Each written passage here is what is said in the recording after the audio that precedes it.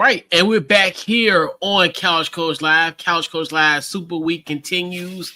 So we gotta talk about the unfortunately NFC champion, the Philadelphia Eagles. So we got our brother here, Cool. I got Cool McCain, my NFC East brethren. What's going on, Cool? Can't call it, man. Can't call it. Yeah, man. So we are here. We're previewing the matchup against the Kansas City Chiefs. It is Super Bowl 59, and I almost feel like kind of deja vu. I know you on the program almost 2 years ago to the date, previewing this matchup, and now fast forward, we are here. So cool. We got to definitely talk about before we get started with the X's and O's and essentially the nitty-gritty of this matchup.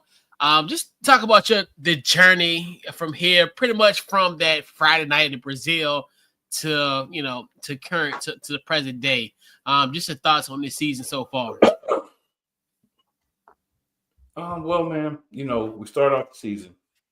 Tough win, tight win. Took us the entirety of the game to win, but I believe we had something special.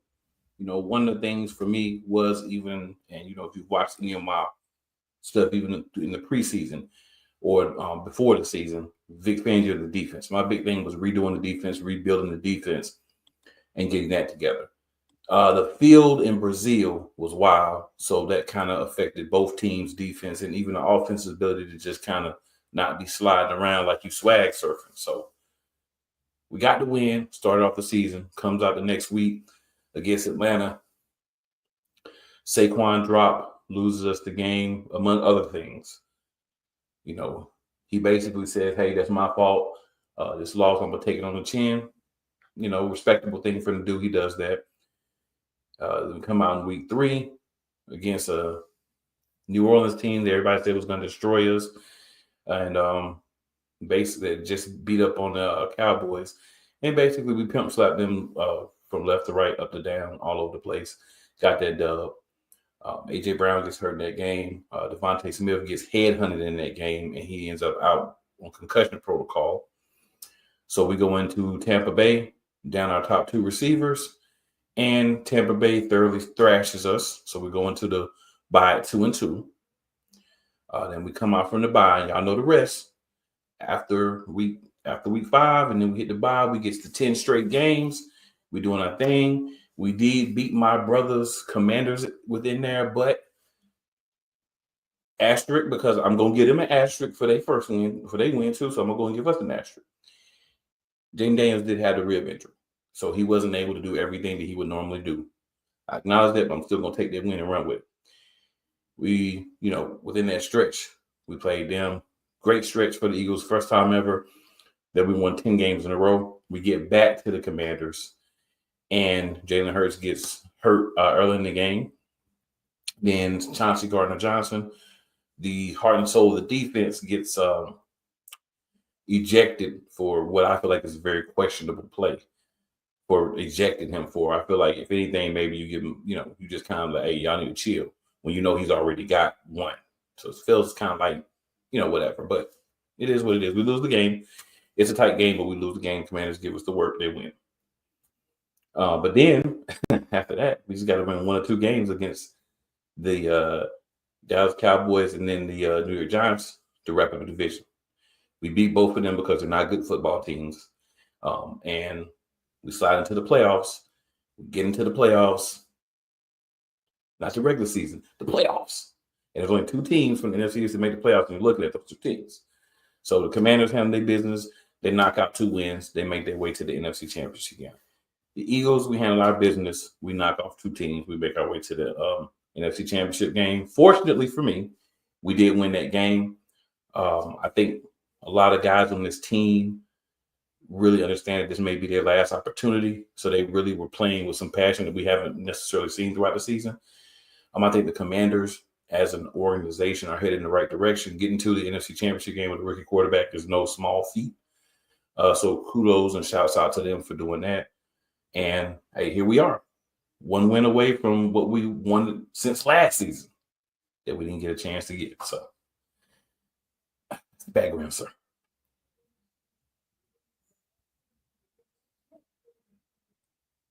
You're on mute, sir, I think. And I alluded to it earlier, where this is the second time you guys have been in the Super Bowl in the last 3 years. Mm-hmm. So I want to kind of go back to Super Bowl 57, and what was kind of the biggest lesson that you learned from that? Well, not you necessarily, but as far as the Eagles' perspective, was learned from that Super Bowl matchup 2 years ago. Just getting there is not good enough. Just really being better on paper is not good enough. That you have to go out and execute for 4 quarters. You don't turn the ball over in the Super Bowl. You don't fold and not take points or take chances. And you need to have guys that are focused on your team. Because as everyone knows, as soon as that game was over, our defensive coordinator, who our defense didn't play very well, bounced and became the Arizona Cardinals head coach. We also ended up losing our offensive coordinator as well. So both coordinators ended up leaving after that Super Bowl. So a couple lessons. Number one, when you make the Super Bowl, you're probably going to lose at least one coordinator. You probably have a couple of players that leave because now they have been in the Super Bowl and teams are willing to pay them a little bit more. I mean, the biggest lesson we learned is execution through 4 quarters. I screamed 2 years ago, I'm screaming the same thing today. We are playing the Kansas City Chiefs again. So in order to beat the Kansas City Chiefs, you have to dog walk them. You have to have so much of a cushion that once the 3 or 4 iffy calls of games happen, they don't factor into the outcome. If you leave the game into the hands of the referees by it being less than 1-score game, you're going to lose. And hopefully, I knew that lesson before the game, but hopefully those wonderful men that wear the color that I bleed now understand it. For sure. And I think the good thing of the beauty of this matchup is the coordinators on both ends, defensive coordinators, obviously with Kansas City with Steve Spagnuolo, aka Spags, and then also Vic Fangio on your end. So my biggest question on as far as from a Vic Fangio standpoint, what should be the Eagles' defensive strategy when facing Patrick Mahomes? It's been but don't break, like it's always been. That's not going to change. They're going to attack with the front 3 and the 3-4. They're going to send a linebacker, at least one linebacker, on passing downs or downs that they can determine is going to be passing downs or they think it's going to be passing downs. The beauty of it is you don't know who it's going to be. Because what we did was we went and got guys who can do both. We got outside and inside linebackers who can rush and drop back in coverage, as well as safeties who can drop back in coverage as needed. We have a much upgraded slot corner in Cooper DeJean. So they're going to be in a position where you're going to be able to do some things you couldn't do before. Before in the Super Bowl, neither team could really cover on defense because of the field. It seemed as if Kansas City was able to get a better grasp of that quicker. This time around, we're going to be in a dome. So in New Orleans, right? Turf, not grass. So ain't going to be no slippery grass unless they go out there and start wetting the field before the game, right? Because we're in a dome on turf. So I think this is going to be a great opportunity for the defense. They normally can play faster on turf. Most defenses can. A lot of young guys, a lot of hungry guys, good mix of veterans and young guys. And I think BG is going to play, I believe. And I think he will only play probably about 15 snaps or so. I don't think he'll have a huge impact, but I think him suiting up and getting on that field and doing anything is going to be such an emotional boost for the team, for the fans, and for the entire organization that I hope that story does happen. He has been, his window to practice, of course, has been open. I've been telling people for 2 weeks he was playing because I heard his interviews and I listened to him say, if we get to the Super Bowl, I'm going to find a way to play. We're at the Super Bowl, he's going to find a way to play. But the main thing for the defensive strategy, I'm going to steal Jalen Hurts' word, phrase, make the main thing the main thing. The main thing is stopping Patrick Mahomes from getting the ball to Travis Kelce and to wide receivers by not targeting on one specific person, but covering everybody every play. Whether you're in zone, whether you're in man, whether you're in press coverage, whether you're dropping off, whatever you're doing, make sure that everybody understands their assignment. They understand where to be, gap controls in case it gets audible to a running play or Mahomes tries to be Patty Mayo 3.0 this game and contain him, right? He throws from different angles, but he still has to throw. It doesn't matter if he throws from the top, the bottom, the side, through his legs, over his head, around his waist. The ball has to be released. Track the release point and see where the ball's going and try to get some turnovers on him this time instead of it being us the one that had to turn over. That should be the strategy. If it's not, then I don't know Vic Fangio. And I always find this funny. We all know, if you watch our program, the NFC Beast, we all know, or even Eagles Elite, anything that Cool is involved with that you pay attention to, he is the biggest fan of Nick Sirianni, and I'm saying that in a sarcastic tone. But so, and I think I made this question intentional, but just for fodder, and I think it'll make for great sound bites for this week. So, what does Nick Sirianni need to do to outcoach Big Red, aka Andy Reid? What's your thoughts, Cool? So first of all, I hate Andy Reid. Andy Reid was our coach for, I think, 13, 15 years, something like that. 4 NFC championship games, 1 Super Bowl appearance, no rings. You go over there with Patty Mayo, and all of a sudden you're winning rings. I don't think Nick Sirianni is going to outcoach Andy Reid. I think Kellen Moore has to call a very strong game and try to make that last case for New Orleans, because the reports are he is going to be going to New Orleans Saints and becoming their head coach. So try to make that. You're already going to be in New Orleans, and just show them, hey, this is what you're getting from your next head coach, and go out there and call a masterful game like I believe he did in the NFC Championship game. Will I say Sirianni didn't have anything to do with the game plan? I won't say that, but I feel like for us to be successful, we really need Kellen Moore to step up and be that play caller and say, hey, Nick, I'm leaving after this. Let me go out there and go out with a bang. Let's get us a Super Bowl. And you just be the support. You be the rah-rah guy.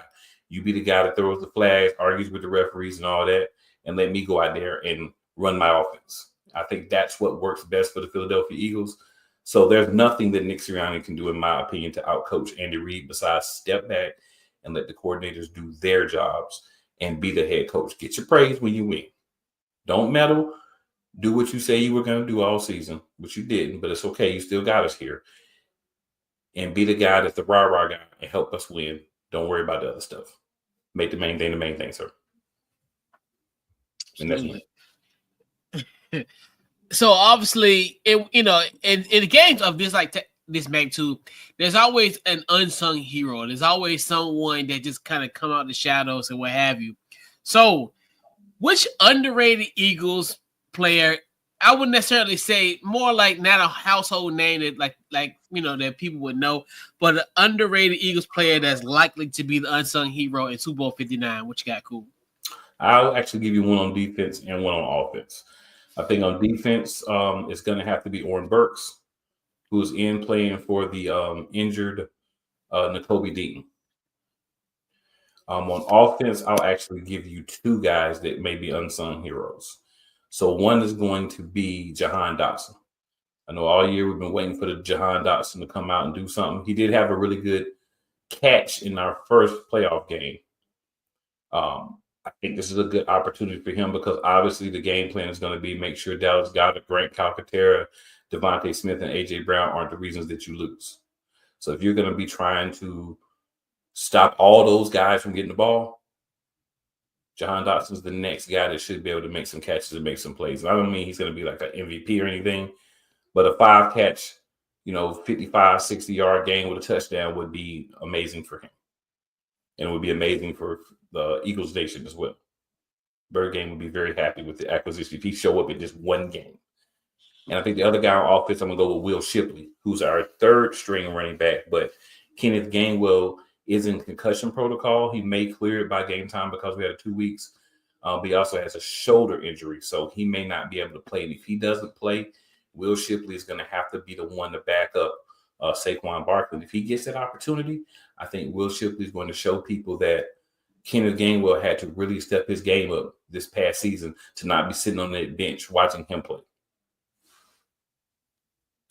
Yeah, big time. So,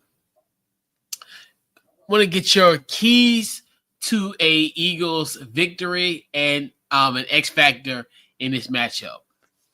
All right, so keys to victory, of course, is defensively ensuring that you do not allow Mahomes to go off script, ensuring that you are very disciplined If he releases that ball, dive on the ground to the side. Do not touch him. Do not breathe on him. Do not go in his direction if you can. Right? Like if you're about to tackle him, he throws the ball, you need to be able to roll to the side or fall backwards or do anything not to touch this guy. Because if you touch him, that flag's coming out. I think another thing that we need to do is make sure that we are feeding number 26. And we need to also make sure that number 33, Cooper DeJean, is doing his thing. Because guess what? This is going to be both of their birthday. So those are two guys that, no names that we know, so I didn't want to bring either one of those other guys that we don't know. But those are two guys that I feel like are going to have great games. And I just want to point out, Saquon's number 26, Cooper DeJean's number 33. If you add 26 and 33, if my math is correct, that gives you 59. And this is Super Bowl 59. So I think we got a little divine positivity to try to outweigh some of the negativity, right? But seriously, the main X factor of this game is going to be clearly number 26. Saquon Barkley has to control this game like he has every game pretty much all season. But outside of him, because that's a cop-out, even though it's true that's a cop-out. But outside of him, you're going to have to go with number 1, QB1 himself, Jalen Alexander Hurts. Jalen has to be the X factor that's running the ball a little bit, throwing the ball, making plays when needed. If they're going to stack the line and try to take Saquon out of the game, he has to make them pay for making that decision, right? Because essentially, I feel like most defensive coordinators in this league disrespect my quarterback. I feel like fans do as well of us, of our team and other teams. But you've seen him do nothing but win. We have the same people who will defend Nick Sirianni and say, oh, since he's been the coach, they've been to playoffs every year and, blase this and blase that. Well, guess who's been the starting quarterback since he's been the head coach? So if you're going to give him props for his success, you can't turn around and hate on the other guy that's been part of this the whole time. The guy that's had a different coordinator every year but once since he's been with the Eagles. And that's Jalen Hurts.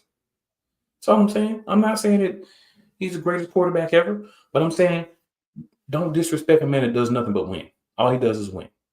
Your good job in the NFL is to win. That's what he does. So he's going to have to be the X factor because I feel confident in the defense, right? They're going to get the job done, but he's going to have to be the X factor. Big time. And he was huge in the last matchup. And that's one thing, too, where when I really sit down and think about like that coupled with the running bill of Saquon, I think it could be somewhat dangerous for Philly. More so as far on dangerous, meaning in a good way on your end as well. And yeah, man, and little Nino Brown. I mean, hey, he gonna have to step up. You know what I'm saying? So. Yeah, man. Is this what y'all wanted? We need another one of those games. We need another one of those games. We need him to get a muscle relaxer before the game because he seems to play a lot better when he has one of those sometimes during the game. Oh, for sure, absolutely. So, got to ask you the $1 million question here on our Philadelphia Eagles Couch Coach Live Super Week preview for the Eagles. I need your score prediction and who will be Super Bowl 59 MVP. What you got, cool? All right, so the MVP is going to be number 26, Saquon Barkley, on his birthday. He was born 1997. He's going to be the MVP. Okay. For us to win that game, he's going to be the MVP of the Super Bowl. Now, as far as score prediction, I'm going to go. Been thinking about this. I'm going to go 38-27. We're going to have to put up 38 to beat this team. And we're going to have to hold them to a couple of field goals. And we are going to have to stop them. We're going to have to turn the ball over, make them turn the ball over. That's what's going to happen for us to win. And I believe we're going to do it because you know why? We did it to the Cheatriots. And truthfully, I'll say it right on here. And hey, I may be wrong, and I'm not scared of being wrong. I don't believe the NFL really wants the Chiefs to three-peat. Name a dynasty team in Super Bowl era that's had a three-peat. You've had your Terry Bradshaw-led Steelers. They didn't have a three-peat. You've had your Tom Brady's. You've had your Peyton Mannings, your Drew Brees. You've had all these great quarterbacks. We can go back. You've had the Broncos with John Elway. You've had all these great teams. None of them have to repeat. Does the NFL really want the Kansas City Chiefs to be the first team to repeat? Or do they want to keep it like it's been? They win 2, they lose 1, they come back and win a couple before they lose another. That seems to be what they've been doing with the NFL's favorite team over the past few decades, and that's clearly the Chiefs. We can see that in the Texans playoff game, see that any playoff game that the Chiefs are part of, any regular season game for that matter, over the last about 5 years. So I think you're at that point where it's like, do we want to have this team be the one to make history, the team that everybody's sick of that are not Chiefs fans? I understand why they're here. They're here because they draw numbers by being there, because Taylor Swift is dating Travis Kelce, and all her Swifties tune in to see her on the screen. So I get why they're there, but that doesn't mean they have to win. Yeah. And then also, too, like with our NFC East brethren, that team from Arlington, Texas, that's another one where you see how, they were on the cusp of becoming a three-peat as well, too. How that all ended. But, yeah, so you got the birthday boy as a Super Bowl MVP and essentially a 11-point win for your Philadelphia Eagles. This would be your, if this prediction hold, it'd be the second Super Bowl for your Eagles. So we'll round out. Yes. So we'll round out our preview tonight. Cool. With just social media and just plug away what you got going on. Also talk about Eagles Elite. I know you guys got some stuff planned, for this week as well. So chime away. All right. So tomorrow night on that Real Play Callers on YouTube, you can catch your boy along with the playmaker, Darnell Salins.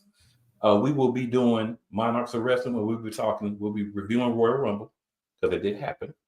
As well as we'll be talking TNA as well as AEW from 6:30 p.m. Eastern to 8 p.m.-ish Eastern. And that's, of course, on Monday nights. You can catch us every Monday.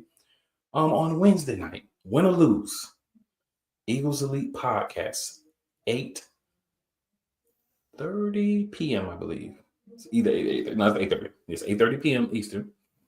We'll be talking everything about this Super Bowl, previewing it, all those good things. And then we'll be back the following week again, win or lose, to review whatever happens in this game. We'll touch on the Commanders game as well, because we didn't do a show this past week, because we understood that that's what everybody was doing, and that don't have anything to talk about this week. But trying to talk about Pro Bowl and stuff like that, well, we're going to worry about the Pro Bowl. We are going to be discussing, the last matchup, things we did well, and then what we believe we're going to do, moving forward. And then obviously we'll have more updates on some players that may be injured or may play or may not play by that time. Let's see. And then Saturday at 9 p.m. on BS3 Network, at Real Play Callers, at Eagles Elite Podcast, Couch Coach Live, all those wonderful channels. We'll be doing the same thing, just discussing what did happen, getting a preview in before the game starts. And then Sunday morning at 11 a.m. on Shady Sports Network, as well as Sports Wave Network. Shout out to the Wave and Shady Sports. Yeah. Co-production. Last episode of the NFL pregame report for the season. Your boy's hosting. We'll be talking about everything that's been going on this year. We'll be shouting out the teams who lost in the championship round. Any thoughts that may have on those guys, as well as previewing this game and talking any other news and notes related to the NFL. Most weeks, but we're taking a hiatus right now. Also on Friday nights at Real Play Callers. It's now 8:30. It's now 8 p.m., not 7:30 anymore. It's now 8 p.m. Play Callers Sports Talk Live. We're gonna jump back into that in March. We're just taking a little hiatus, getting things together. Trying to be the best version of Play Callers we can for everybody. But that's me, man. That's what I got going on. Yes, indeed. And once again, appreciate you for coming on here on our Couch Coach Live Super Week Eagles preview. I definitely was hoping I was going to be interviewing myself for this, but obviously it did not come into play. But hey, we are here, and definitely once again appreciate you for coming on and stopping through it. This wraps up the Eagles preview. We catch you guys on our next episode, and we're out.